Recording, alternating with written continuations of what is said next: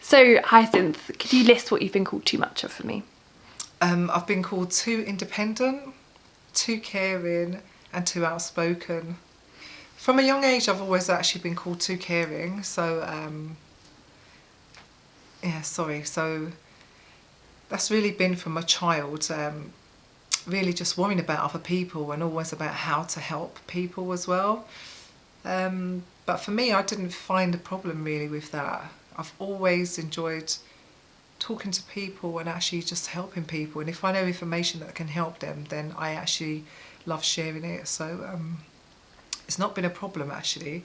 The actual independence, I suppose, being called too independent has been really as I got older, maybe probably into my 20s, and not really asking people for help and just kind of doing everything myself. The only person I really used to turn to, and still now a lot of the time, is my mum. But other people always be like, "You're so independent. You don't ask for help. If you need anything, you don't ask for it." And I'm thinking, because I didn't want to burden people with asking, but actually, yeah, that's been one of the problems actually for me. And being outspoken. Too outspoken. It only really started from my mid-30s, after my youngest son passed away when he was 3 weeks old. But because I had his brother, who was a twin, in hospital, I had to become quite assertive. And I suppose that created people saying I'm too outspoken, because they'd not really heard me speaking or being as assertive before.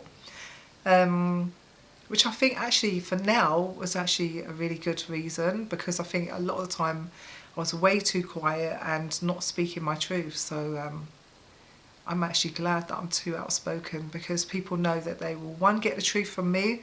If there's something that needs to be said, or there's some kind of injustice happening to somebody, I will say it.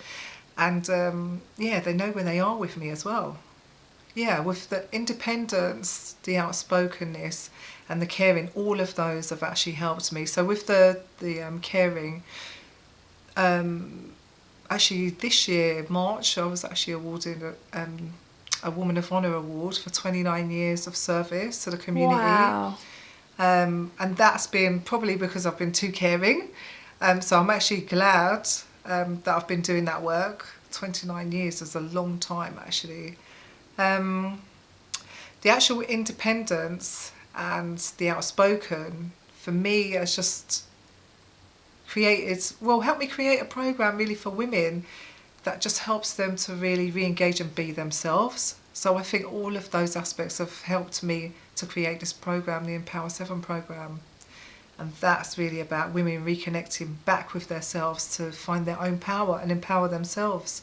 And basically it's a 7-week programme that really does reconnect the woman with herself, because it uses meditation, reflective journaling, and I share my story quite openly with women actually, so that they can share theirs and find the ways to basically empower themselves and just not hide their stories, not be stuck in their story, and start creating their own life by design.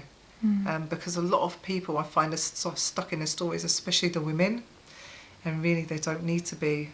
So I'm just like, hey, this is me. I've created this quite organically. It's here just really for other women to just be as liberated and just live their true selves. For me, that is a power. It's a great power to be independent, because even though I do have a support network of people, I like to, whatever challenge I'm going through, I like to, I suppose, organise it and start going through it on my own, and then I will pull in any support I need. So for me, it just makes me think, regardless of what goes on or what happens, I can always overcome everything, and that, not to worry, because everything is always, it's going to actually come well in the end.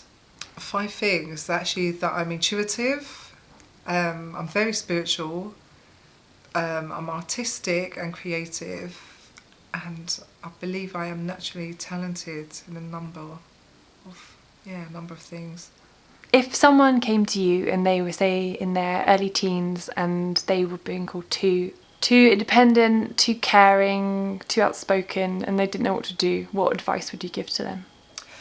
I think my first bit of advice would really be to not to take it on as much as they probably would, but also to look at, if somebody's saying they're too independent or too outspoken, to actually look at if it's actually to the detriment of their self. Are they making sure that they are okay first as well?